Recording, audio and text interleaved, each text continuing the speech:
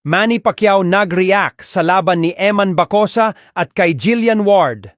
Mommy D, tuwang-tuwa sa panalo ni Eman. Trending ngayon sa social media ang naging pahayag ng boxing legend na si Manny Pacquiao tungkol sa pagkapanalo at love life ng kanyang isa pang anak na si Eman Bacosa Pacquiao. Matapos ang napaka-impresibo at matagumpay na knockout victory ni Eman sa Bohol. Mainit na pinag-usapan ang kanyang galing sa ring pati na rin ang kanyang naging inspirasyon sa buhay. Alam natin lahat na usap-usapan ngayon ng tila status ngayon ni Eman at ang kapuso star na si Jillian Ward.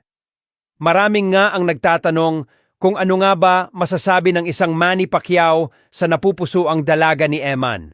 Bilang isang ama na kilala sa pagiging mapagmahal at supportive ni Manny sa kanyang mga anak, lalo na sa love life nila, at ngayon nga ay usap-usapan ang namamagitan kay Eman at Jillian. Maraming nga ang nag-aabang kung pasado ba kay Manny si Jillian.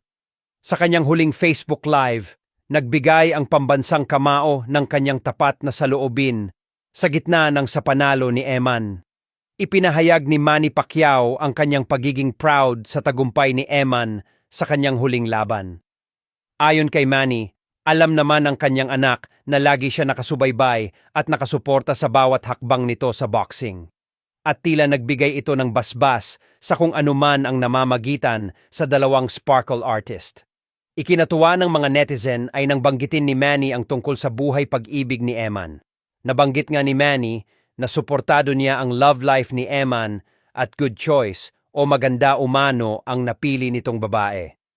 Ani Manny, proud ako sa kanya, alam niya naman yon. Basta lagi na ako nakasuporta sa kanya. At yun sa love life niya, support pa rin good choice. Maraming netizen nga ang naniniwalang si Jillian ang tinutukoy ni Manny na magandang pinili na kanyang anak. Ang pahayag niya ito ay nagsisilbing konfirmasyon na tanggap na sa pamilya Pacquiao kung anuman ang special na ugnayan ng mayroong sina Eman at Jillian.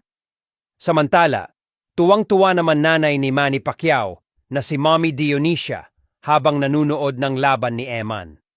Sa isang video na ibinahagi ng kampo ni Mommy D, ay makikita dito kung gaano ka-supportive at kasaya si Mommy Dionesa habang nanunood ng laban ni Eman. Nang bumagsak ang kalaban ni Eman na si Kundimang ng 3 beses, ay napatayo ang pupumalakpak si Mommy Dionesa habang nakangiti at sinasabi na 3 beses na bumagsak. Tawang-tawa din ito nang makitang nag-flying kiss kay Jillian Ward.